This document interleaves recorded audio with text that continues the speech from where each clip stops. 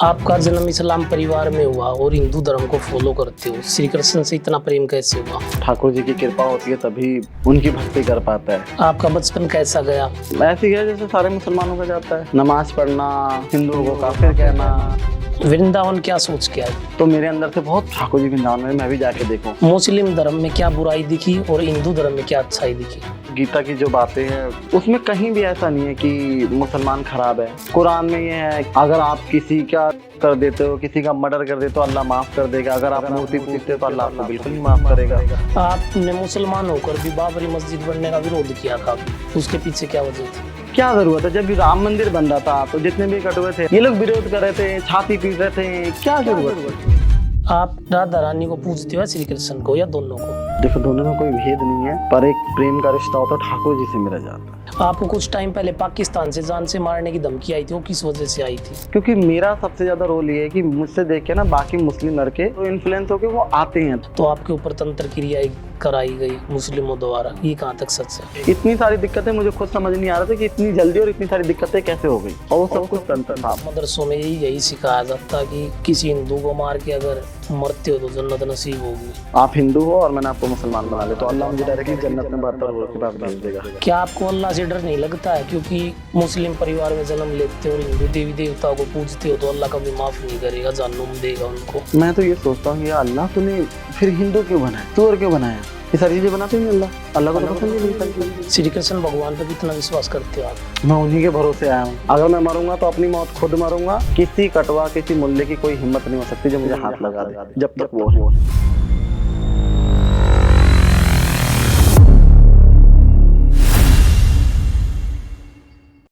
अगर मैं आपको कहूँ एक मुस्लिम परिवार में जन्म लेकर एक व्यक्ति श्री कृष्ण का बहुत बड़ा भक्त है, तो आपको कैसा लगेगा?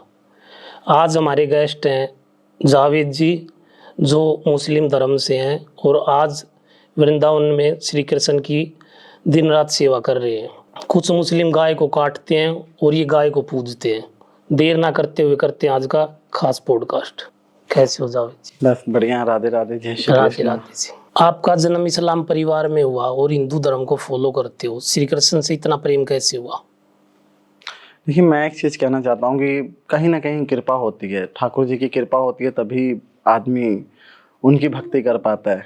तो वही कृपा कहीं ना कहीं मेरे ऊपर भी ठाकुर जी ने करी होगी। आपका बचपन कैसा गया? मेरा बचपन ऐसे ही है जैसे सारे मुसलमानों का जाता है, नमाज पढ़ना और जिहादी मानसिकता रखना, मदरसे में जाना, हिंदुओं को काफिर कहना।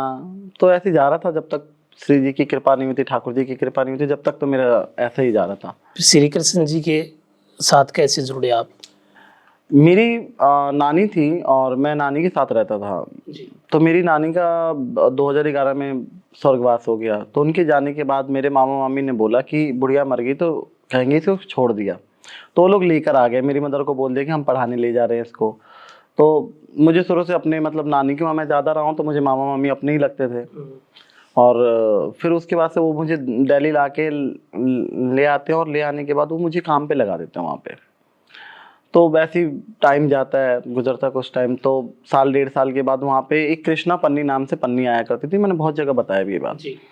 तो उसमें कृष्ण जी की छोटी सी छवि थी और उस टाइम पे मुझे ऐसा लगता है कि वो मुझे देख रहे हैं या देख के हंस रहे हैं, क्योंकि जितनी भी पन्नियाँ थी सबके ऊपर वो ठाकुर जी की जो छवि थी वो तो थी, पर वो एक पन्नी पे एक अलग विशेष तरीके से लग रहा था कि वो मुझे देख रहे हैं। तो मैं जहाँ काम करता था, मैं वहाँ एक आंटी थी, मैं उनको बोला, मैंने कहा आंटी मुझे ऐसा लगता है कि वो देखते हैं, मुझे देख के मुस्कुराते हैं। तो आंटी कह रही साथ बच्चा है, इसका दिमाग थोड़ा सा चल गया लग रहा है, इस वजह से ये बोल रहा है। तो मैं आंटी को बार बार ये चीज़ बोलता तो आंटी इग्नोर कर देती कि बच्चा कुछ भी बोलता है। और फिर मुझे अंदर से ये लगने लगे कि यार मैं भी जाऊंगा यहाँ काम पर से घर तो ये अकेला रह जाएगा, क्योंकि फैक्ट्री में अंधेरा करना पड़ता है, लाइट वाइट सब ऑफ हो जाती है। फिर मैं उसको लेके मतलब ले जाता था सुबह और लेके आता था, मतलब यही चलता रहा काफ़ी दिन तक।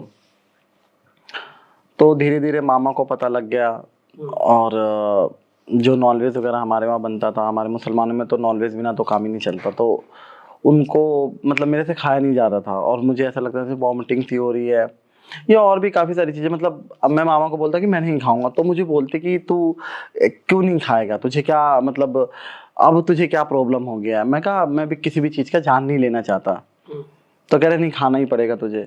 तो एक दिन ऐसा हुआ कि मैंने मना कर दिया कि मैं नहीं ही खाऊंगा अंदर से बिल्कुल।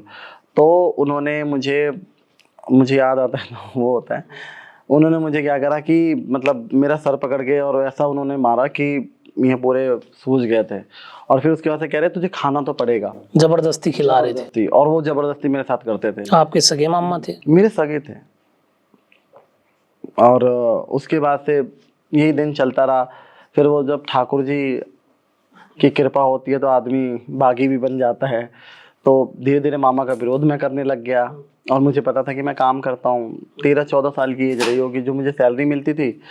तो मेरे जो मकान मालिक थे तो वो जैसे वो बुजुर्ग थे, तो मैंने उनके जैसे मुझे कोई भी बोलता था कि कुछ काम कर दे तो मैं कर दिया करता। तो उनकी दवाइयाँ वगैरह मैं लेके आ जाया करता, तो मुझे बोलते थे। तो उनको मेरे से लालच था कि मेरा थोड़ा काम हम कर देता, और मुझे ये था कि वो मामा से मुझे अलग करवा देंगे और मुझे ठाकुर जी की जो भक्ति है वो मैं खुल के कर पाऊँगा।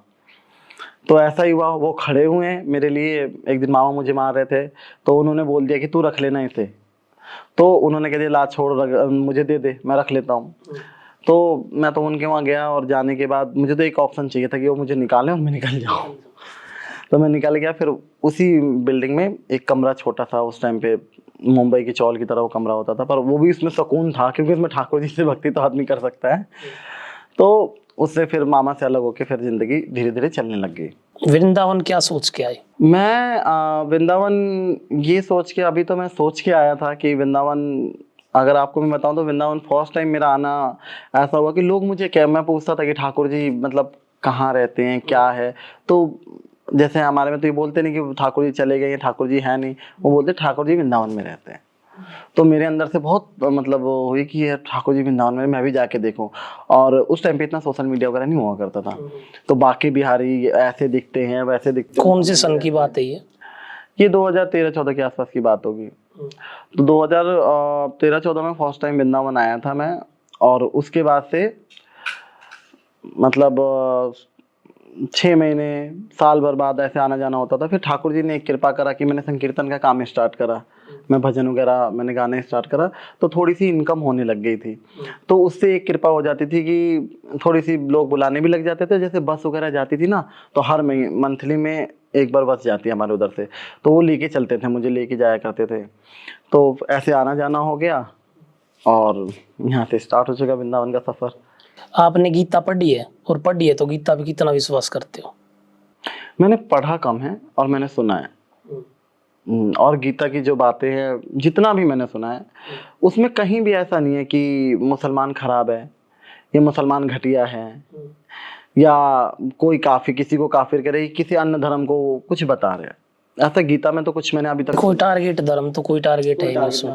कुरान में ये है कि हिंदू काफिर है, अगर आप किसी का रेप कर देते हो, किसी का मर्डर कर देते हो, अल्लाह माफ कर देगा। अगर आप मूर्ति पूजते हो तो अल्लाह आपको बिल्कुल नहीं माफ करेगा। मुस्लिम धर्म में क्या बुराई दिखी और हिंदू धर्म में क्या अच्छाई दिखी? पहली बात तो मुझे शुरुआत में तो कुछ पता नहीं लगा कि क्या है क्या नहीं है। जब मेरा विरोध होने लग गया तो मुझे सच्चाई और अच्छाई का पता लगने लग गया। क्योंकि आप देखोगे ना, मुसलमानों का एक चीज देखोगे कि उन्होंने कुरान को रट रखा है, मीनिंग उनको आधे से पूछोगे ना। मैंने एक दिन अपनी अम्मी से पूछ लिया कि कोई बात है अम्मी, इसकी मीनिंग क्या है। अम्मी कह रही मुझे मीनिंग नहीं आती। मुझे बड़ा आश्चर्य हुआ कि बताओ कि हम जिसको पढ़ रहे हैं उसको हमें समझना भी तो चाहिए, उसकी मीनिंग भी तो समझना चाहिए। सही बात। मम्मी कह रही मुझे अरबी आती नहीं, अरबी पढ़ लेती हूँ पर मुझे अरबी समझ नहीं आती। तो आधों को तो पता ही नहीं है क्या लिखा है क्या नहीं लिखा। अगर आप आधों से जाके बोलोगे कि ये चीज लिखा हुआ है, इस पेज में लिखा, नहीं लिखा, नहीं जानते हो, क्योंकि और वो लिखा है, आप गूगल करके देख लो। और हिंदू धर्म में क्या खासियत दिखी? हिंदू धर्म में खासियत तो मैं बताऊं कि यहाँ पे सब एक दूसरे से प्यार करते हैं। आप जैसे कि अगर आप मेरे पास एक हिंदू हो, आप मेरे पास बैठे हो, तो आप नॉर्मल बातें करोगे, भाई कैसा है, खाना खाया पिया, ऐसा कुछ होता है। एक मुसलमान के साथ बैठ जाओ, उसको तो हमारा धर्म ऐसा, तुम्हारा धर्म ऐसा, हमारे में तो ये बहुत अच्छा होता है, तुम 10 देवी देवता को पूजते हो, तुम ऐसे करते हो, तुम ऐसे करते हो। एक मुस्लिम दूसरे धर्म को नीचा दिखाने की कोशिश नीचा करते हैं। दिखाने की। और आजकल मेरे पास लोग फोन करते हैं काफी सारे, भैया हमारे मुस्लिम दोस्त हैं, वो तो बहुत अच्छे हैं, वो तो बहुत ये हैं। पर मैं सबसे बड़ी बात बताऊं, जिनको ये भरोसा है, अगर कल होके उनके अपने ऊपर बात होगी, सबसे बड़ा वो दोस्ती की गला काटेगा। ये मैं 100% गारंटी के साथ कह रहा हूँ, क्योंकि बहुत लोग गद्दार है मतलब। मुझे मुस्लिम पर मुझे बिल्कुल भरोसा नहीं होता। मुझे एक तरफ अगर मैं कहूँ सांप हो तो उस पर भरोसा है कि वो नहीं काटेगा, एक तरफ इधर से निकल के चला जाएगा, पर मुस्लिम मुझे नहीं भरोसा बिल्कुल भी। आपने मुसलमान होकर भी बाबरी मस्जिद बनने का विरोध किया था अभी, उसके पीछे क्या वजह थी? मैंने उसका विरोध करा था कि क्या जरूरत है, जब भी राम मंदिर बन रहा था तो जितने भी कटुए थे, सॉरी मैं थोड़ा गलत लैंग्वेज इस्तेमाल कर रहा, मैं बोलता ऐसे ही, तो ये जितने भी थे ये लोग विरोध कर रहे थे, छाती पीट रहे थे कि ये ऐसा होगा, वहाँ कॉलेज बनना चाहिए, वहाँ ये होना चाहिए, वहाँ ये होना चाहिए। क्या जरूरत थी? अब वहाँ पे कॉलेज वॉलेज बना देते हैं। अब देखो ना, मैं उसकी भी विरोध करती हूँ, कॉलेज भी क्यों बने भाई? वो वहाँ सीखेगा वो बम बनाना ही, फटना ही सीखेगा, तो फायदा क्या है? बिल्कुल सही बात। तो और बाबरी मस्जिद की जरूरत क्या है? बाबर गया, बाबरी गई। आप मुसलमानों को कटवा क्यों बोलते हो? देखो ये मेरा अपना पर्सनल मामला, उनका ये नाम दे रखा है मैंने बढ़िया, तो आप समझ सकते हो। मैं बता नहीं सकता सारी चीजें खोल के। नहीं कोई नहीं, आप शॉर्ट में बता सकते हो, मैं क्योंकि बहुत सारे हिंदुओं को पता नहीं है कटवे का अर्थ क्या है। आप देखना कमेंट सेशन में जाना, लोग अपने आप, लोग बहुत समझदार हैं, कर देंगे लोग कमेंट। आप अभी जगन्नाथ मंदिर गए थे, वहां आपको अंदर नहीं जाने दिया और आपने बाहर से ही परिक्रमा की, तो क्या कैसा लगा आपको? नहीं, जगन्नाथ मंदिर का ये था कि पहले मैं अनिरुद्धाचार्य जी से, आपने मेरी पुरानी वीडियोस में होगी कि मैंने उनसे पूछा था कि महाराज जी मैं सनातन धर्म में आ चुका हूँ, क्या मैं जगन्नाथ मंदिर में जा सकता हूँ? तो अनिरुद्धाचार्य जी ने कहा था कि हाँ आप अब तो आप आ गए हो तो आप जा सकते हो। तो मैं बार बार कहता हूँ कि हिंदू कोई बनता नहीं, हिंदू पैदा ही होता है, तो वो चीज़ तो है ही है। तो पुरी के शंकराचार्य जी, उनका मठ है वृंदावन में, तो वो जब आए हुए थे तो मेरे मन में एक वो कि देखिए पुरी के शंकराचार्य जी, इनसे एक बार पूछना चाहिए। तो मैं जाके उनसे पूछा कि मैं सनातन धर्म में आ गया हूँ, ऐसी ऐसी बात है, क्या मैं जगन्नाथपुरी मंदिर के अंदर जा सकता हूँ? तो उन्होंने कहा कि बाहर से आप पतित पावन के दर्शन कीजिए और मंदिर की परिक्रमा लगा लीजिए। और शंकराचार्य तो हमारे भगवान ही एक तरह के, बिल्कुल सही बात है। उनकी बातें मैं कभी नहीं टालना चाहूँगा। और बाहर से भी दर्शन हुए और उन्होंने बाहर तक भी बुलाई, कहीं ना कहीं जगन्नाथ प्रभु की बहुत कृपा है कि बाहर तक तो मिला कम से कम जाने को। और मुझे लोग कह भी रहे थे कि कौन देख रहा है, अंदर चले जाओ, पर मैं, ठाकुर जी तो देख रहे हैं, शंकराचार्य जी की बात तो है मेरे। मतलब किसी ने रोका नहीं, आप अपनी मर्जी से ही नहीं गए अंदर? नहीं गया। आपकी मैंने एक वीडियो देखी थी, बड़े दुख भरे शब्दों में आपने कुछ वर्ड बोले थे जो मुझे भी फील हुए कि मैं जन्म से हिंदू होता तो जगन्नाथ मंदिर के अंदर चला जाता। हाँ, ये मुझे बहुत वहाँ खड़े रह के ये काफ़ी देर तक फील हुआ। मैं 8 दिन तक वहाँ पे रुका हुआ था और मंदिर के 8 दिन तक दर्शन करता रहा कि प्रभु कभी ना कभी तो कृपा करेंगे। पर फिर मन को समझाया कि साल बेग के लिए आते हैं वो, और हमारे लिए भी कभी ना कभी प्रभु तो निकलते हैं रथ यात्रा पे हम जैसे लोगों को दर्शन देने के लिए। प्रभु तो इतने दयालु हैं कि वो खुद ही निकल आते हैं, ना वो जात देखते हैं ना धर्म देखते हैं, बस भावना और भाव अच्छी होनी चाहिए। लेकिन मेरा पर्सनली ऐसा मानना, आपको चला जाना चाहिए था, क्योंकि मुस्लिम भी तो हिंदू से ही कन्वर्ट होके तो गए हैं, सनातन से ही तो गए हैं, तो घर वापसी हुई है। देखिए करता कोई और, प्रभु से अगर आपकी सीधी सीधी है तो आपको तीसरे आदमी से क्या बात करनी है? करता कोई और है, भरता कोई और है। और शंकराचार्य जी ने जब कह दिया तो उनकी बात तो मैं, देखो सनातन धर्म में कोई माने या ना माने, मेरे लिए उनकी बातें पत्थर की लकीर है। अगर उन्होंने कह दिया तो मैं पूरी फॉलो करूंगा। अब मेरे ना देखने से क्या हो जाएगा, पर प्रभु की नजर तो मेरे ऊपर है, तब भी तो उन्होंने वहां तक बुलाया। अंदर से प्रसाद भी आया मेरे लिए, एक पंडित जी जानकार थे, उन्होंने प्रसाद भी मुझे ला के दिया, उनका झंडा भी मुझे ला के दिया, तो प्रभु ने तो आशीर्वाद तो दे ही दिया। बहुत अच्छी बात, आप संतों का इतना मान सम्मान करते हो, बहुत बड़ी बात है। मैंने आपकी 1-2 वीडियो देखी है जिसमें आप ठंड में बाहर जो वृंदावन में सोते हैं बेसहारा, और संत भी वैसे भी जो आए उनको कंबल उड़ाते दिखते हो, इसके पीछे क्या वजह है? इसके पीछे वही वजह है कि आजकल जैसे लोग संकीर्तन करते हैं, सभी संकीर्तन संतों का ही है एक तरह से। अब लोगों ने इसको ट्रेंड बना दिया है, फैशन बना दिया है। कोई 5 लाख, कोई 6 लाख, कोई 10 लाख ले रहा है, सब अपना धड़ भर रहे हैं, पर ये पैसा हजम करना बड़ा मुश्किल बात है। आप देख लेना, मैं आपको एक बात बता रहा हूँ, क्योंकि संतों का हक है। तो मैं जो संकीर्तन करता हूँ, ये मेरे पास जितने भी आते हैं उन सब जो होता है अपने पास, उससे पूरी, मतलब जो मैं सोचता हूँ कि इन्हीं का हक है, क्योंकि मैं तो जाके कर रहा हूँ, उनसे वो जैसे मुझे भी थोड़ा बहुत मिलता है, और जो उसका कुछ हिस्सा होता है मैं उनको निकाल के संतों को मैं वो कर देता हूँ। क्योंकि मेरा क्या मानना है कि जो आप देखोगे ना, वृंदावन में 2 तरीके के संत हैं। एक तो मांगने वाले हैं, उनको भी श्री जी पेट भर रही है तो उनको कंबल दो तो सुबह बेच देते हैं। अब मेरा क्या फंडा है कि मैं रात को 2 बजे निकलता हूँ और मैं देखता हूँ किसको दिक्कत है, किसकी मजबूरी है और कौन दिक्कत में है, तो उनको ले जाके हम लोग देते। जैसे यमुना किनारे केसी घाट के पास जो संत है, वो संत किसी से लेते होते नहीं है वो लोग किसी से नहीं लेते, और वो लोग जो उनके पास ना वो किसी से मांगेंगे ना लेंगे, आप जाओ चुपचाप उन्हें उठा के आ जाओ। और आज भी ये तो मैं आप लोगों को वीडियो के सामने ये दिखाता हूँ कि कई बार क्या होता है कि मेरे पास इतना संकीर्तन नहीं रहता, और इसकी भी वजह ये है कि कई जगह से मेरे कान में बात है कि कुछ संकीर्तन करने वाले कुछ हिंदू ही मेरा विरोध करते हैं, ये इससे तो नहीं कराना, ये तो मुस्लिम धर्म से इसका किया हुआ संकीर्तन नहीं लगेगा। और वहीं मुझे शर्म आती है कि मास्टर सलीम और ये सब बैठ के कर रहे हैं तो उनको लोग सुन रहे हैं और मेरे लिए ये सब चीजें चल रहा है। पर कहीं ना कहीं मैं अपने सब तरह के इंसान अच्छे बुरे बोलने वाले, हर तरह के हिंदू संतों को भी बोलते हैं। हाँ, कुछ लोगों मुझे बहुत दुख होता है, मुझे बहुत दुख होता है। लोग बहुत हिंदू संतों के ऊपर भी बोल देते हैं, ये तो फिर उठा के बेच देगा। अभी मैं एक चीज मैंने देखा, कोई हिंदू था मेरे कमेंट में पता नहीं मैंने वीडियो डाली हुई थी शायद चाय भी बांटने की, अंदर से इतना मन दुखी हुआ क्या उसने कमेंट डाल रखा था इसमें थूक के बांट रहा होगा ये। मेरा मन इतना अंदर से दुखी हुआ, पर फिर मैंने कहा कोई नहीं, जैसे श्री जी इच्छा, जितनी बुद्धि दे उतना ही बात करेगा आदमी। तो बिल्कुल गलत बात है। आप राधा रानी को पूजते हो श्री कृष्ण को, या दोनों को? देखो दोनों में कोई भेद नहीं है, पर एक प्रेम का रिश्ता होता है ठाकुर जी से मेरा ज्यादा। मैंने आपकी एक वीडियो देखी थी जिसमें आप श्री कृष्ण के लिए करवा चौथ का व्रत रख रहे हो, तो उसके पीछे क्या कारण है? उसका कारण ये है कि हम जिससे भी प्यार करते हैं ना, हम उसके लिए वो सब चीजें करना चाहते हैं। तो ठाकुर जी को मैंने कभी मतलब ऐसा भगवान रूप में नहीं पूजा कि वो भगवान है या ये है, मैंने हमेशा उनको अपनी तरह देखा है कि अपनी जैसे एक अपना होता है ना, पति रूप में देखते हो आप? नहीं, हमारे मर्द का पति रूप में देखने का कोई मतलब ही नहीं होता। आप, मैंने कई बार आपकी वीडियो में देखा आप खुद को जैसे मीराबाई की भक्ति है वो वाली भक्ति आप? हाँ, मैं उनसे ज्यादा इन्फ्लुएंस हूँ और उनकी चरित्रों को मैं पढ़ता हूँ और उनकी टाइप में थोड़ा करता हूँ, पर इसका मतलब ये नहीं कि पति रूप में होगा। एक मुझे खुद नहीं पता कि वो मेरा उनसे रिश्ता क्या है। और जहाँ तक कि आप कह रहे हो कि आजकल गोपी भाव का ट्रेंड चल रहा है, तो अड़भंगा भेष बना के लिपस्टिक मार के कोई गोपी नहीं बनता।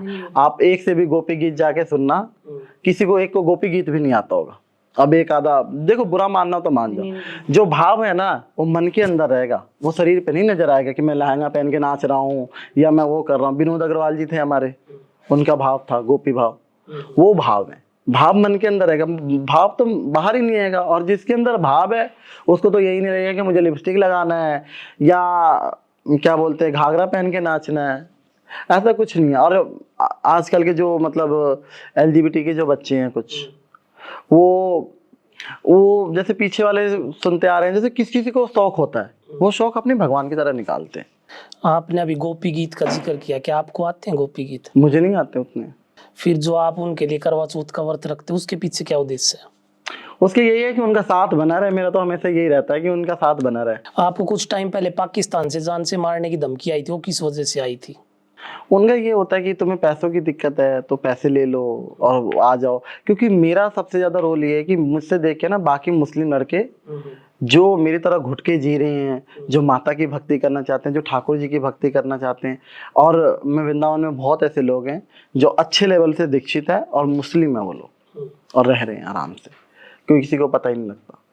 तो इन्फ्लुएंस होके वो आते हैं तो उनको लगता है कि ये खत्म हो जाएगा तो सब खत्म हो जाएगा, मतलब आपको वापसी मुस्लिम में कन्वर्ट करना चाहते हैं।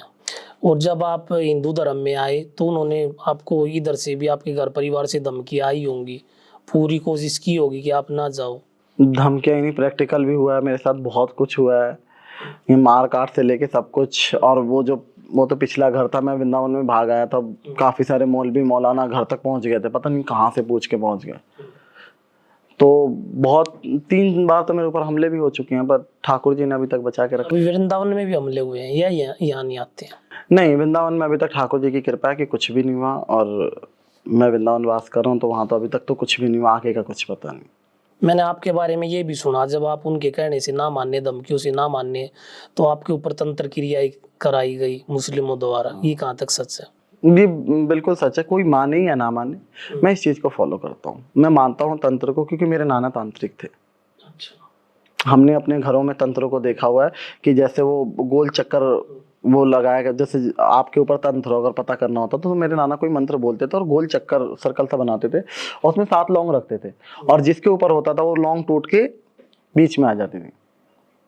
तो हम तो इन सब चीज़ों पे फॉलो करते हैं जो आज की यूथ करे ना करे, पर मैं करता हूँ और मेरे ऊपर था। तंत्र होने से आपको क्या क्या दिक्कतें हुई? मुझे काफ़ी से मेरी रिपोर्ट्स काफ़ी सारी दिक्कतें आने लगी, काफ़ी कोलेस्ट्रॉल, ऐसा हार्ट की भी दिक्कत प्रॉब्लम बता दी डॉक्टर ने। इतनी सारी दिक्कतें, मुझे खुद समझ नहीं आ रहा था कि इतनी जल्दी और इतनी सारी दिक्कतें कैसे हो गई, और वो सब कुछ तंत्र था। और यहाँ तक कि मुझे ऐसा लगता था कि ऊपर पंखा देख के मुझे लगता था कि मैं ही फांसी खा लूँ। ये सिचुएशन मेरी रही है। भाव आते थे अंदर से। हाँ, मुझे लगता था डिप्रेशन है, डिप्रेशन की दवाइयाँ खाई, कुछ नहीं हुआ।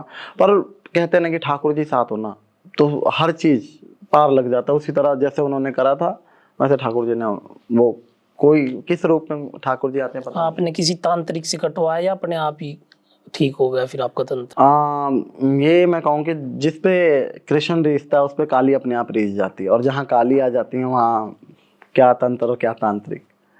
आपको पता होगा, अभी मैं तारापीठ गया हुआ था और काली पीठ गया हुआ था, तो फिर हमारा, मैं यहाँ ज़्यादा नहीं डिक्लेयर करूँगा, पर थोड़ी सी बात बताऊँगा।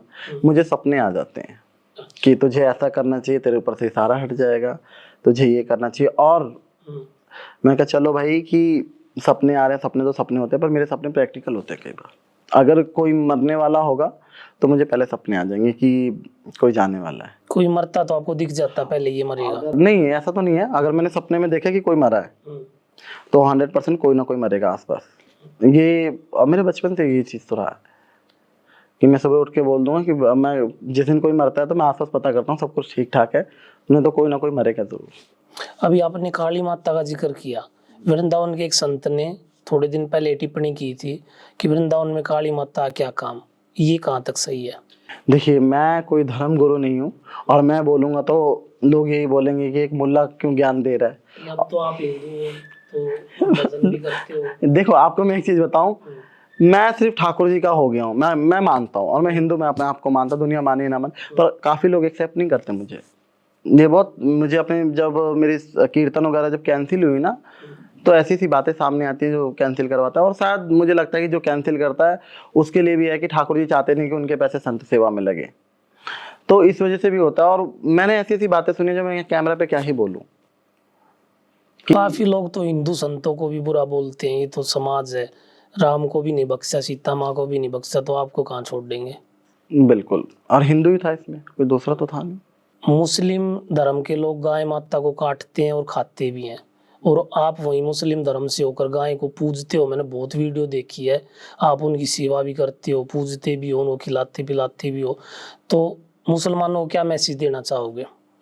मुसलमानों को मैं यही कहूँगा कि यार ये सब चीज़ें, फालतू की चीज़ें तुम खाओ मत। तुम खाते हो तुम्हारी गर्मी बढ़ जाती है, और फिर तुम एक से हजार हो जाते हो। और मैं, ये वीडियो मेरी मुसलमान के लिए, और जितने भी मुस्लिम हैं इस वीडियो को जरूर ध्यान से पूरी देखना कि तुम लोग इतने सारे जो बच्चे पैदा करते हो, तुम तो कर देते हो, और 5-5 हजार इन्हें फैक्ट्रियों में भेज देते हो, कहीं कोई पंचर बनाता है। कभी उस बच्चे की भविष्य उस बच्चे से जाके पूछना, जो वो मजदूरियां जो करते हैं वो बच्चे, और ये क्रिमिनल बनते क्यों बनते हैं? पैसों के लिए तो बनते हैं। अगर दो हों और दो को अच्छे से पढ़ाएं लिखाएं और उनको एक अच्छी एजुकेशन दे, इनकी भी लाइफ बेटर हो और उनकी भी लाइफ बेटर हो। बिल्कुल सही बात है, सहमत हूँ मैं आपकी। ठीक है, और इसमें कौन, ये तो मजहब के नाम पे खूब पैदा करते जाते हैं, पर उस बच्चे का क्या जो जिसने जन्म लिया है? वो बच्चा पंचर बना रहा है। अभी मैं परसों को गया तो रोड पे सो रहा था वो, मैं कभी क्या नाम है, तो सरफराज अहमद। तो मैंने कहा देखो, एक्स्ट्रा है छोड़ दिया, एक्स्ट्रा है जब तो छोड़ दिया ना, रोड पे कौन सो रहा है? हाँ, वो रात को 2 बजे पंचर बना रहा था वो। और कहने वाली बात है, और भी फैक्ट्री में जाओगे ना तो अधिकतर मुसलमान के बच्चे तो जैसे ये भीख मांगने वाले रेड लाइट पे देखते हैं, आप किसी का नाम पूछ लो, मोस्टली मुस्लिम मिल रहे हैं, बाबा बन के घूम रहे हैं, बाबा ने माला मुद्री डाल के भीख मांग रहे हैं। तो ये सारी चीजें है ना, ये सब उनकी गलती उनके माँ बाप की है। मैं तो उन बच्चों को अपने माँ बाप से सवाल पूछना चाहिए कि तुमने इतने कुतिया की तरह बच्चे पैदा कर दिए, पर हमारा कुतिया भी पार लगा देती है, उसमें से भी 4 बचते हैं, 2 को तो पार लगाती है, ये उनको भी नहीं लगा पा रहे। इतने बच्चे पैदा क्यों करते हैं, क्या मकसद है इसके पीछे? अब मैं, एक चीज मुझे याद आता है कि मैंने पूछा, मैं छोटा था तो मेरे एक मामा लगते हैं, तो मैंने पूछा कि अरे ये हमारे में इतने बच्चे क्यों होते हैं? तो वो कह रहे हैं ना, जब झगड़ा होगा ना तब हम सब एक हो जाएंगे हिंदू के मुकाबले। यही होता है। बस इसीलिए बच्चे पैदा कर देते जब हैं। तक आपका मुस्लिम दोस्त, अगर आप मेरे ख्याल 10-15 हो और वहाँ एक मुस्लिम है, तब तक आपको बाऊजी बनाएगा, बाऊजी बाऊजी, भाईजी भाईजी। जब तक ये बढ़ जाएगा आपके गर्दन पे पैर रखेगा और वही कर देगा। आप रह ही नहीं सकते उनके बीच में। सही बात है। और मैं ये हिंदू डर के भाग भी जाता है। मेरे जैसा आदमी हो तो जहां से आदमी आया वहां से भागना नहीं चाहिए। ठीक बात है। जिसका जमीर मर गया, इसका मतलब ये हो गया जो डर गया तो पहले मरा पड़ा है। लेकिन जहाँ इनकी जनसंख्या बढ़ जाती है वहां तो हिंदुओं को क्या करे मजबूरी में। जब आप देखो कश्मीर में क्या कांड हुआ था पंडितों के साथ, अब कश्मीर उनकी जमीनें भी गई, बहुत सारे मरे भी, भागना भी पड़ा, मजबूरी हो जाती है। इन्होंने क्या है, हिंदू, इसमें हिंदुओं की गलती, हिंदू ने क्या किया? नहीं नहीं, हिंदुओं की गलती नहीं है। हिंदुओं की गलती, उन्होंने अपनी आबादी क्यों नहीं बढ़ाई? वो जमीन भी छोड़ गए, सब कुछ छोड़ गए। जिस जमीन के चक्कर में सोचते हैं कि हम अगर ज्यादा पैदा करेंगे तो जमीनें कहाँ से देंगे, ठीक है, और ये धड़ल्ले से पैदा करते जाते हैं, आबादी बढ़ाते जाते हैं। हिंदू कम क्यों हो रहा है? क्योंकि अगर आबादी रहेगी, सबसे पहली बात तो मैं इस हिंदुओं के लिए कहना चाहूंगा, सबसे पहले अपने बच्चों को ना शमशान ले जाया करो।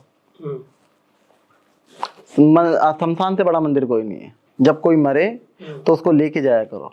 जब वो जन्म मृत्यु देखेगा उसके अंदर का दिल मजबूत होगा।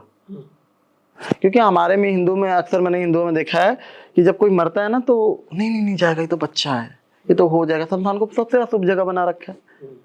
उसको वहां पे लेके जाओ और उसे दिखाओ कि जन्म और मृत्यु क्या होता है, तब वो उस चीज को समझेगा, तब उसका दिल अंदर से मजबूत होगा। आप देखते होगे कि जब कोई मुस्लिम में मरता है तो कितने मुसलमान इकट्ठे हो जाते हैं। आप हिंदू में देखते हैं 4 लोग या 4 से 8 हो जाते हैं। ऐसा तो नहीं, आदमी तो बहुत इकट्ठे होते, लेकिन बच्चों को नहीं जाने दिया। मैंने आपको एक चीज बता रहा हूँ कि आदमी, हमने देखा है भैया, आपकी इधर शायद आपकी भाईचारा हो तो आपका ज्यादा हो सकता है, पर अधिकतर बात करिए मैंने, आप देखोगे ना कि मुसलमानों का ये है कि कोई ना भी जानता हो ना और वो मर गया तो उसके जनाजे में वो चला जाएगा।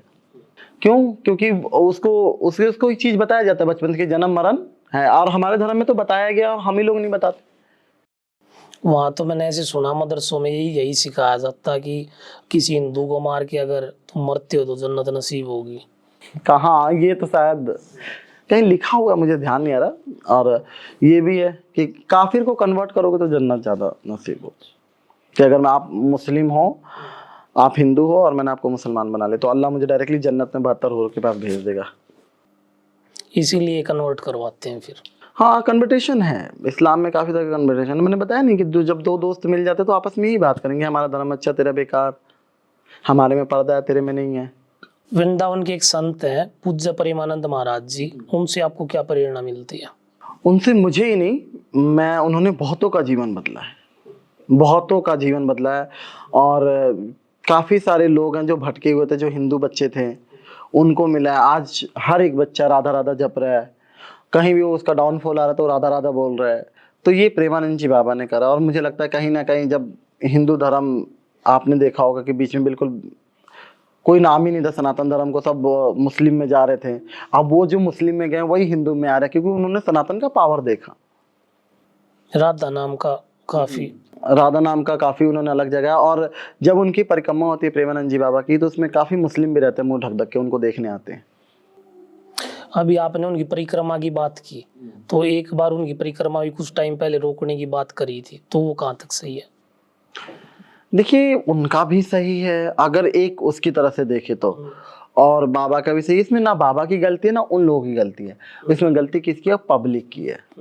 पब्लिक वहां ले जाके ढोल नगारे बजा रही है, जोर जोर से चिल्ला रही है। देखिए, एक दिन का सबका चल जाता है।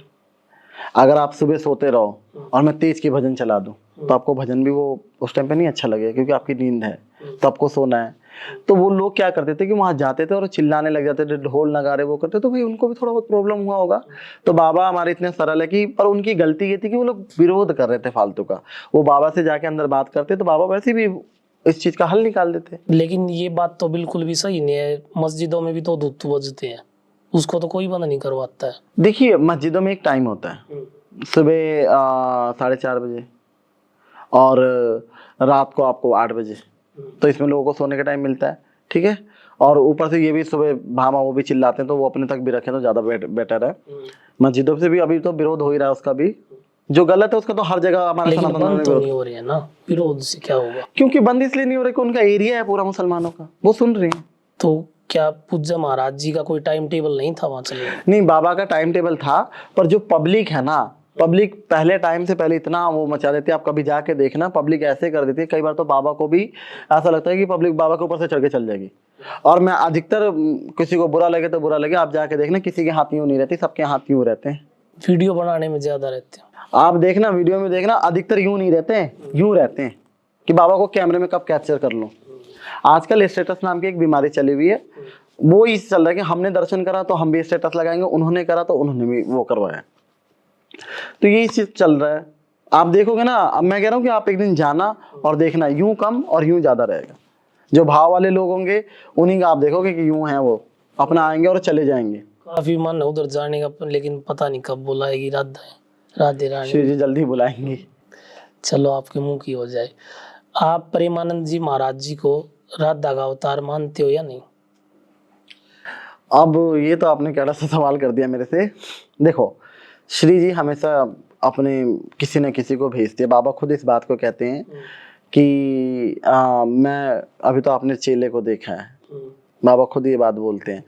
तो और सबसे बड़ी बात, अगर आप उनको राधा रानी के अवतार मानते तो उनके गुरु, उनके जो गुरु हैं, उनके गुरु ने सिर्फ एक रतन अपने निकाले। उनके कुल जो शिष्य हैं वो 35-36 होंगे उंगली पे, और उन्होंने एक निकाला जिसके लिए दुनिया पागल है। तो फिर उनके गुरु क्या होंगे, जिन्होंने अपने एक शिष्य दुनिया को दिया है। क्योंकि गुरु बलवान होता है तभी चेला पहलवान होता है। सही बात। तो उन्होंने एक शिष्य निकाल के दिया है बस, और वो अपने तरफ भीड़ तक पसंद नहीं करता। वो बैठे रहते हैं, हम जाके डेली उनके दर्शन करते हैं। कभी वो यूं नहीं करेंगे आपको, कोई कितना भी कुछ भी हो, कुछ भी होता रहे, उनके साथ साक्षात श्री जी है। वो भी कहते हैं कि मेरे साथ साक्षात श्री जी हैं, और बाबा भी यही बात कहते हैं, तो उनके साथ श्री जी हैं। तो वही बात है, उनके साथ है। श्री कृष्ण भगवान ने आपको कोई चमत्कार दिखाया जो आप हमसे शेयर करना चाहते हो? मेरे साथ तो आए दिन होते रहते हैं, अब कौन सा शेयर करूं। जैसे कोई ऐसा चमत्कार जिससे और लोगों को भी प्रेरणा मिले। अभी जब मेरे पर तंत्र वगैरह हुआ था तो काफ़ी ज़्यादा मैं परेशान तो था ही, पर कोई आसरा नहीं दिखता था मुझे। काफ़ी लोग कहते थे कि बागेश्वर बाबा पे चलो या मनोना धाम चलो, मैं सबका मानता था। मैंने कहा नहीं, अगर मुझे ठाकुर जी पे भरोसा नहीं तो मैं कहीं और जाऊंगा। मुझे ठाकुर जी पे भरोसा है, वो कुछ ना कुछ करेंगे। और नहीं भी करते हैं तो क्या होता है कि भाई लोग 10 साल बाद मरेंगे, मैं 10 साल पहले मर जाऊंगा, क्या फ़र्क पड़ता है। तो उस टाइम पे एक मुझे सपना आता है कि माँ, सपने में माँ काली आती है और वो कहती है कि मैं अलग नहीं हूँ, मैं ही कृष्ण हूँ और मैं ही काली हूँ। और उन्होंने कुछ चीज़ें बताई थी कि यहाँ यहाँ जाइए और यहाँ यहाँ मिलेगा तुझे। वो चीज़ें मुझे वहाँ वहाँ मिली, वो बंदा मुझे वहाँ वहाँ मिला जिसने मेरा पूरा तंत्र काटा। और इससे बड़े चमत्कार तो कुछ होता नहीं। और बहुत ऐसी चीज़ें हैं, मैं जब भी मतलब कोई ज़्यादा मतलब परेशानी में हो तो उनका हमेशा होता रहता है। अभी ज़्यादा साझा नहीं करते। आप जी भी घर में ऐसा होता है कि जैसे कि मैं पंखा बंद करके चला गया गर्मियों में कि बिल आएगा, वो अपने आप चालू हो जाता है। मतलब ये कहावत सही है, शैतान को मारने के लिए शैतान की जरूरत होती है। बिल्कुल। आपको क्या लगता है कि मुसलमान इतने दिन तक मुझे जीने दे दें? नहीं, वो तो उनकी चले तो अभी आपकी सांस रोक दे। मेरे जैसे तो कितने आए, कितने गए, कितने गए। मैं अभी तक टीका पढ़ा हूँ, तो कहीं ना कहीं उस ईश्वर असीम की कृपा है। परमात्मा का पूरा आशीर्वाद है। नहीं तो ये लोग, मैं तो ये मानता हूँ भगवान ने ही भेजा एक शिक्षा देने के लिए कि भाई मुस्लिम परिवार में जन्म लेके हिंदू धर्म को, श्री कृष्ण को इतना मान रहे हो तो भगवान के ही दूत हो। ये कहीं ना कहीं ठाकुर जी की कृपा। मेरा तो 1% नहीं है। मैं कहता हूँ ठाकुर जी ने अगर कराया तो ये विशेष उनकी कृपा मेरे ऊपर बनी रहे। वृंदावन में एक डॉक्टर हनुमान के नाम से एक मंदिर है, आप भी वहाँ जाते हो और वहाँ बहुत सारे लोगों के कैंसर ठीक होते हैं, तो आप उसको किस नज़र से देखते हो? मैं गया हुआ था फर्स्ट बार डॉक्टर हनुमान जी के मंदिर, और जब मैं वहाँ गया हुआ था तो वहाँ पे संत हैं, बहुत एजेड संत हैं। और एक बाबा हैं, मुझे बहुत प्यार करते हैं। वो राधा वल्लभ जी की मंगला करने आते हैं। वो कम से कम 100 साल के आसपास के होंगे। अच्छा, क्या नाम है? नाम मुझे उनका नहीं पता, बाबा ही बोलते हैं हम लोग। और वो डॉक्टर हनुमान जी के ही उपासक हैं और बहुत सिद्ध पुरुष हैं वो। और वो आते हैं, बिल्कुल मतलब ना कोई डंडा पकड़ते हैं ना कोई लाठी पकड़ते हैं, पैदल चल के आते हैं और पैदल चल के जाते हैं। और उनका ऑरा, मैं कह रहा हूँ डॉक्टर हनुमान जी जाते हैं, ऐसे संतों का दर्शन जरूर करें जो विलुप्त हैं, जिनको लोग वो ज़्यादा आना वाना नहीं चाहते हैं और कोई प्रवचन वचन देना नहीं चाहता, वहाँ कंटिन्यूसली आपको रामायण पूरा दिन पूरी रात पढ़ी जाती है। तो वो चीज़ है। और वहाँ पे जैसे वो लोग विभूति देते हैं और जल देते हैं, उससे बहुत चीज़ों में आराम मिलता है। जिसको कोई बीमारी अगर वो भाप से ले जाता है तो कहीं ना कहीं उसमें आराम मिलता है। कई कैंसर के पेशेंट भी ठीक हुए हैं जो वहाँ पे मुझे मिले, और भी काफ़ी सारे जो चीज़ें हैं ठीक हो जाए। जिनको शुगर है, शुगर के लिए भी मेरी एक माता जी हैं, तो उनको मैंने बोल दिया कि आप भी ले लो। तो उन्होंने जब वो लिया तो फ़ोन आया कि मेरे शुगर में बहुत आराम है पहले से। तो डॉक्टर हनुमान से ही नाम रख रखा है। हाँ बिल्कुल। मेरे भी कुछ जानने वाले नोन है जो वहाँ जाके ठीक हुए। और मैं आपको एक चीज़ बताऊँ कि काफ़ी सारी मंदिरों को तो मैं नहीं कहूँगा, मैंने जितने भी देखे हैं, पर उस मंदिर का मैंने जो देखा है, पूरी विधि विधान से पूजा होती है वहाँ पे। जो आरती वगैरह सब कुछ होती है वहाँ पे, एक दिखावटी टाइप नहीं होता, पूरा विधि विधान जो पहले संत करते तो उसी हिसाब से होता है वो। क्या आपको अल्लाह से डर नहीं लगता है? क्योंकि मुस्लिम धर्म में ये लिखा गया है और बोलते भी हैं कि अगर आप मुस्लिम परिवार में जन्म लेते हो और हिंदू देवी देवताओं को पूजते हो तो अल्लाह कभी माफ नहीं करेगा, जहन्नुम देगा उनको। तो आपको डर नहीं लगता अल्लाह से? अल्लाह क्यों माफ़ करेगा भाई? अल्लाह को क्या मतलब मिलता है मेरे से?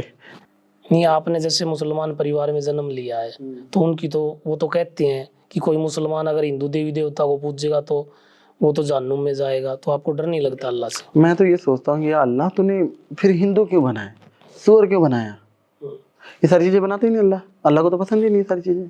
तो मतलब अल्लाह है ही नहीं? अल्लाह ऊपर से खतना करके भेज देता। अब जिनके लिए हो, मेरे लिए तो क्रिश्चियन है, तो मैं तो कहूँगा कि मेरा क्रिश्चियन ही है। मैंने उसको देखा है तो उसको बताऊंगा कि वो है। जिसको आभास करोगे उसी को तो बताओगे ना कि ये फलाना चीज़ को मैंने आभास करा है, ये चीज़ मेरे आसपास है। अब जिसको देखा ही नहीं, मैं उसके क्या डंडोरा पीटूं? अब जिस दिन मैं देख लूंगा तो मैं कहूँगा खुदा है, पहले देखो तो सही। आप जितने दिन मुस्लिम समाज में रहे, वो रूल्स फॉलो किए, तब तक आपको कोई अल्लाह की शक्ति या अल्लाह कुछ नहीं दिखाया, उसकी मेहरबानी? नहीं, मुझे नहीं लगा। मुझे एक ताज बेगम का वो याद आता है कि तजु कलमा कुरान और सुनो भागवत कुरान। तो मुझे कलमा कुरान में उतना कुछ आया नहीं जो भागवत में आया। तो भागवत पुराण पढ़ते हो आप? हाँ, मैं कोशिश करता हूँ पढ़ने की और समझने की, क्योंकि मुझे थोड़ा टाइम लगेगा। आप कथावाचक भी हो या सिर्फ भजन गाते हो? नहीं, मैं ओनली भजन संध्या करता हूँ, कथावाचक मैं नहीं। और ना भगवान कृपा करे। क्यों कथावाचक क्यों नहीं बनना? नहीं, मैं कथावाचक वगैरह मैं बन ही नहीं सकता ना, और ना मेरे से होगा ये सारी चीज़ें। किसके भजन गाते हो आप? मैं ठाकुर जी के भजन, मैं माता रानी के भी गाता हूँ। मैं ठाकुर जी के भी गाता हूँ, मैं माता रानी के। मैं कभी भी इस चीज़ को, मेरे जितने भी सनातन में देवी देवता, मैं कभी किसी में भेद नहीं करता कि ये फलाना ऊपर है, ये नीचे है, वो ऊपर है। ये मेरे होता ही नहीं है, क्योंकि सब पूजनीय अपनी अपनी जगह, सबका एक महत्व स्थान है। मैं ये नहीं कहूँगा श्री जी ज़्यादा बड़ी हैं, ठाकुर जी ज़्यादा बड़े, मेरे इष्ट हैं, मेरे प्यारे हैं, और मैं उनसे बहुत प्यार करता हूँ। ये बात तो ठीक है। मैं ये कहूँगा उससे बड़ा है या उससे छोटा है, नहीं, ये सब एक ही हैं। और ये जितनी भी शक्तियाँ हैं, जो भी है, सब परमात्मा ही है एक तरह का। तो वो आपको ये कि आप किस रूप में पूज रहे हो, ये आपके ऊपर डिपेंड करता है। किसी को छोटा, किसी को बड़ा, या किसी की कोई औकात नहीं, या दुर्गा देवी की कोई औकात नहीं, इनकी कोई औकात नहीं श्री जी के सामने, नहीं। दुर्गा देवी अपनी जगह वो भी श्रेष्ठ है, श्री जी अपनी जगह है, सबका एक अपना अपना जगह है। आप दुर्गा माँ के नवरात्रे भी करते हो हाँ, मैं माँ को पूछता हूँ। या सिर्फ श्री कृष्ण जी? नहीं, मैं नवरात्रों वगैरह में माँ को पूछता हूँ। और क्यों? क्योंकि मुझे अपनी माँ में कभी, माँ तो मुझे क्षमा करे भगवान, वो नहीं दिखा, पर मुझे माँ में हमेशा, माँ जब भी 9 दिन के लिए आती है तो ऐसा लगता है मेरे घर में मेरी माँ बैठी हुई है। अभी भी गुप्त नवरात्रे चल रहे, तो क्या आप कर रहे हो, गुप्त नवरात्रे करते हो? अभी ये मैं क्या बताऊँ। अच्छा, वो बताते नहीं है? गुप्त नवरात्रे तो नवरात्रों की जो गोपनीय बातें वो गुप्त ही रहेंगी। तो आप जगरात्रे भी करते हो या सिर्फ भजन? नहीं, मैं जगराते नहीं करता, ओनली कृष्ण संध्या। जब मुस्लिम लोग आपसे सवाल करते हैं तो क्या श्री कृष्ण भगवान उसका जवाब बन जाते हैं? कह सकते हैं, क्योंकि हमारे अंदर तो वही है, हर किसी व्यक्ति के अंदर वो। और मेरे इतना सामर्थ्य नहीं है भैया, मैं सच्ची बात बताऊं कि मैं तो मर चुका था और उन्होंने ही जिंदा करा किसी भी तरीके से, या मतलब जो भी वो बुलवाते हैं तभी बोल पाते हैं। श्री कृष्ण भगवान पे कितना विश्वास करते हो आप? मैं उन्हीं के भरोसे आया हूँ। आप सोच सकते हो इतने सारे कटुओं के बीच में अकेला मैं तो उन्हीं के भरोसे आया और उन्हीं के भरोसे पे टिका हुआ हूँ, और मैं आगे भी टिका रहूंगा। अगर मैं मरूंगा तो अपनी मौत खुद मरूंगा, ये मैं खुद ऑन कैमरा बोल रहा हूँ। किसी कटवा, किसी मुल्ले की कोई हिम्मत नहीं हो सकती जो मुझे हाथ लगा दे, जब तक वो है। सही बात है, बिल्कुल। जब 5 पांडवों का उन्होंने कुछ बिगड़ने नहीं दिया तो आपकी भी रक्षा करेंगे? मैं ये मानता हूँ कि मेरी तो वो करेंगे, और जो अपने हाथ से हो सकता है वो भी करना चाहिए आदमी को। अगर आपके साथ गलत हो रहा है तो आपको आवाज उठाना चाहिए, क्योंकि अगर हम ही आवाज नहीं उठाएंगे, अब मैं भी घुट के रह जाता कि चल छोड़ हटा ना, अंदर अंदर मान ले ये कर ले, तो आज मैं भी नहीं आ पाता। अपनी मैं सभी को कहता हूँ कि चाहे कोई भी हो, खुल के सांस लो, खुल के जीना सीखो, बंधनों में मत जियो। क्या फायदा, इससे अच्छा तो मर जाओ। बंधनों में जीने से अच्छे, घुट घुट के जीने से अच्छा मर जाओ। अगर आदमी को निकल के जीना है तो भैया जैसे मुझे नहीं पसंद है, अगर मुझे कृष्ण को मानना है तो खुलेआम मानो। कोई कोई होता है मुझे फोन कर, भैया हम तो देवी को मानते हैं, हम मुस्लिम हैं, हम तो नहीं आ सकते हैं, आपकी तरह हिम्मत नहीं। मुझे फोन क्यों करते, मत करो। जब हिम्मत नहीं तो हिम्मत तो बनानी पड़ेगी। या तुम्हें उस देवी पे भरोसा नहीं, या तुम जिसको मानते हो उस पर भरोसा नहीं, तुम्हारा अटूट अटूट विश्वास करो, निकल लो। मैं थोड़ी ना रखूंगा, मुझे किसी ने थोड़ी ना रखा है, क्योंकि ना तो मेरा कोई आश्रम है। ये लोग मुझे फोन करते हैं, भैया आप हमें रख लोगे, हम तो अपने घर से आएंगे। हम भी आए थे तो हमने भी आप अपने लिए लड़ा और अपने लिए जगह बनाई, और आज भी हम एक किराए के मकान में ही रहते हैं। और आप भी आओ, अपने इंडिपेंडेंट रहो। हमने थोड़ी ना कोई आश्रम हो, तुम भाई हमने नहीं खोल रखा। जब आपको मुस्लिम बताकर किसी मंदिर में नहीं जाने दिया जाता तो बुरा लगता है? ऐसा कभी नहीं हुआ, पर एक बार हुआ मेरे साथ। अभी मैं जगन्नाथपुरी उड़ीसा में गया हुआ था, तो एक माँ का मंदिर है, नाम नहीं लेना चाहूंगा, उस मंदिर में मैं गया हुआ था। तो मंदिर में जाने के बाद तो मेरी उड़ीसा की कुछ वीडियो वायरल हुई, तो उन्होंने मुझे पकड़ लिया। मतलब मैंने कहा पूरी धाम में आया हूँ तो एक दो दर्शन कर ही लेता हूँ। तो मैं वहां गया, तो पता नहीं उन्होंने पहले से भेड़ चाल बना रखी थी या क्या था, सारे मेरे पीछे पड़ गए कि तुम देवी को कोई दिक्कत नहीं, देवी ने दर्शन दिया, मैंने चरण छुए, उनके बेल पत्र और वो भी मुझे मिले। पीछे पंडे मेरे पीछे पड़ गए, इसमें मुस्लिम नहीं जाएगा, और वो मतलब थोड़ा वो तो उड़िया में बोल रहे थे, अनजान जगह। आप चमत्कार की बात कर रहे हो, वो भी मैं बता ही देता हूँ उसमें। तो उसके बाद से क्या हुआ कि मेरे साथ वो लोग बड़े उल्टा सीधा व्यवहार करने लग गए कि तुम मुस्लिम था तो तुम अंदर क्यों गया, तुम्हारा ये वीडियो है, तुम्हारा ये है, तुम्हारा वो है, ऐसे बोल रहे थे। और फिर मुझे ऑफिस में ले जाके बिठाया उन्होंने।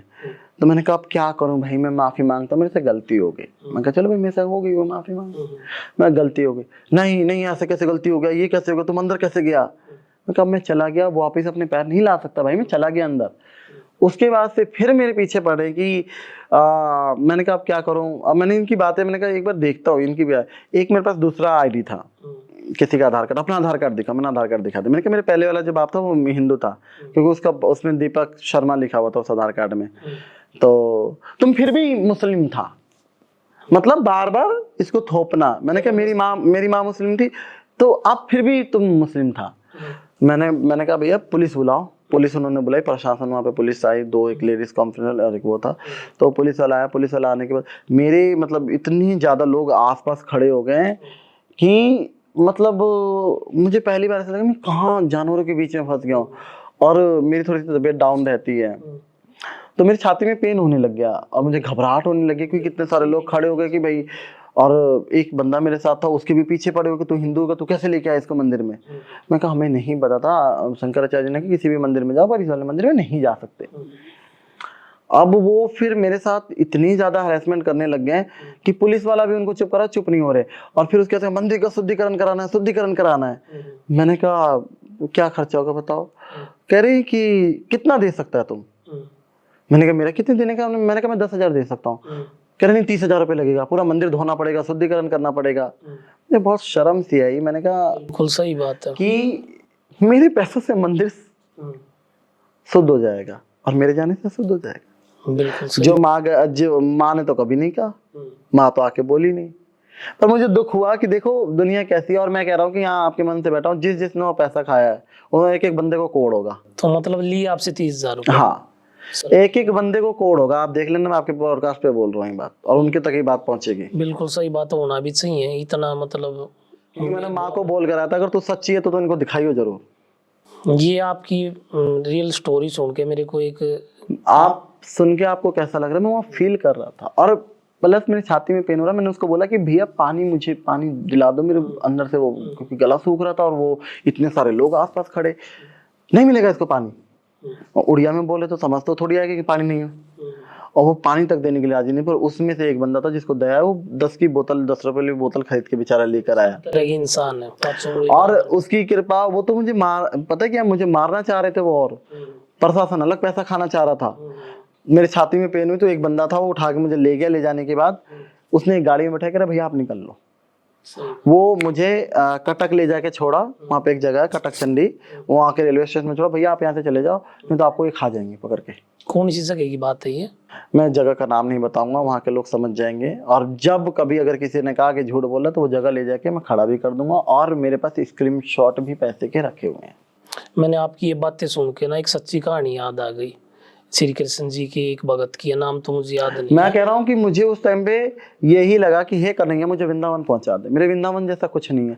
और वो व्यक्ति मुझे छोड़ के डायरेक्टली, और ट्रेन की टिकट भी बहुत आसानी से मिल गई, कि मतलब ऐसे तो मिलती नहीं है क्योंकि बहुत दूर डिस्टेंस हो जाता है। और 3 टिकट आराम से मिल गई। 2 बंदे मेरे साथ और भी थे, वो बेचारे मुझे ले ला के आए और मुझे छोड़ कर वो गए। वो ठाकुर जी लेकर, किसी ने एक हाथ नहीं लगा, नहीं तो पंडित तो ऐसे होते थे मुझे मार देंगे। जब पता नहीं मैंने क्या कर दिया हो। मैंने कहा जिस तरह मेरे ऊपर कर रहे थे, किसी की हिंदू के ऊपर अन्याय होता उस तरह खड़े होते ना तो आज हिंदू की दशा नहीं होती। सही बात है बिल्कुल। कि जिस तरह तुम इस चीज के लिए आवाज उठा रहे हो, उस तरह कश्मीरी पंडितों के लिए जाके आवाज उठाने तो आज वो भागते नहीं अपनी बहन बेटी छोड़ के। सही बात है बिल्कुल। क्योंकि कमजोर के ऊपर क्या कर लोगे तुम। मैं कहा कोई बात नहीं, मैं कहा भगवान। और मेरे पास तो मैं सच्ची बात बताऊं कि लोगों को लगता होगा कि उनको लग रहा था कि फॉलोवर हैं या इतना फेमस है तो इसके पास पैसे होंगे। हमारे पास किसी भी तरीके की ना तो कोई, क्या बोलते हैं उसको, ब्रांड क्या बोलते हैं, कुछ बोलते हैं उसको, मुझे पता नहीं है, जो कुछ आता होगा यूट्यूब वगैरह से। हाँ, ब्रांड कोलैबोरेशन क्या कुछ हमारे पास कुछ नहीं आता, क्योंकि हमारा चैनल कंट्रोवर्शियल है और ना हम कोई पेड प्रमोशन करते हैं। तो और लोगों को लगता है कि फॉलोवर हैं तो आजकल भ्रांतियां फैली होगी, जिनके फॉलोवर हैं उनके तो अरबों खरबों में कमा रहे हैं। वजन भी करते हो तो उसका तो मेरा सारा संतों में चला जाता। नहीं बिल्कुल, मैं तो देखता हूँ आप तो बड़ी सेवा करते रहते हो, कंबल बांटते। मैंने यहाँ पे आया हुआ तो मैं 50 टोपियां मंगाई थी, कह रहा 60 ले जाओ भैया। मैंने कहा ठीक है, क्योंकि संत यमुना किनारे सोते हैं और भाई उनके पास एक पतली सी कंबल रहती है और सर पूरा खुला रहता है। तो मैं देखता हूँ तो मुझे बोलते हैं कि आप आटा करवा देना, आप ये करवा देना। मुझे ये लगता है कि मुझे ये सेवा दे रही है ना तो कहीं ना कहीं श्री जी की मर्जी है, और मुझे खुशी होती है इन सब चीज़ों को खुद के भी करके। और जैसे आपने गौ माता को करा तो गौ माता की भी सेवा वगैरह करके मुझे अंदर से लगता है कि यार मैं जो पहले मांस खाया था उसका प्रायश्चित तो हो मेरा। भगवान की कोई ना कोई कृपया होती है, पता नहीं किस रूप में कब दे दे। ये बात सुन के मुझे एक भगवान की एक सच्ची स्टोरी, उनके एक भगत थे, याद आ गई, बिल्कुल आपसे मिलती जुलती है। एक शूद्र कास्ट का एक कृष्ण भगत था, नाम तो मुझे याद नहीं है। वो एक बार बड़ी श्रद्धा से केले लेके और एक मंदिर में चला गया उनको खिलाने के लिए, लेकिन वहाँ के पंडित जी ने उनको बाहर भगा दिया कि तू शूद्र कास्ट का तो अंदर नहीं जा सकता, जैसे आपको नहीं जाने दिया कि तू अशुद्ध कर देगा बिल्कुल, तो उसको भगा दिया। तो रोता हुआ घर आया क्योंकि उसका भाव बहुत था। तो आके घर पे सोने के लिए लेट गया। लेटते ही भगवान जी श्री कृष्ण जी वहाँ आए साक्षात और उनको दर्शन दिए और उनको उठा के बोले कि देख मैं भूखा हूँ और मुझे केले खाने हैं। तो केले खा के भी गए। ये रियल स्टोरी है, उस भगत का नाम तो मुझे याद नहीं आ रहा। तो क्या पता आपके ऊपर भी भगवान ने कोई कृपा करनी हो। जरूर ठाकुर जी ने, और कुछ सीखने को भी मिलता है हर चीज से, हर एक नई चीजों से, कि दुनिया में इंसान कैसे कैसे हैं। बिल्कुल सही बात है कि इतने लोग हद तक गिर जाते हैं और पता नहीं, मुझे तो ये लगता है कि उनको मरना नहीं होता क्या।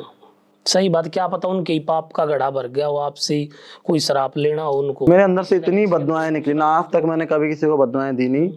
और एक भगवान वो ना करे, मामा के लिए, मामा मुझे बोलते थे तो उनके खिलाफ दिल दुखता था, तो मामा मेरे बेचारे जवानी में ही चले गए, उसका भी अफसोस होता है, इसलिए मैं किसी को बददुआएं नहीं देता हूँ।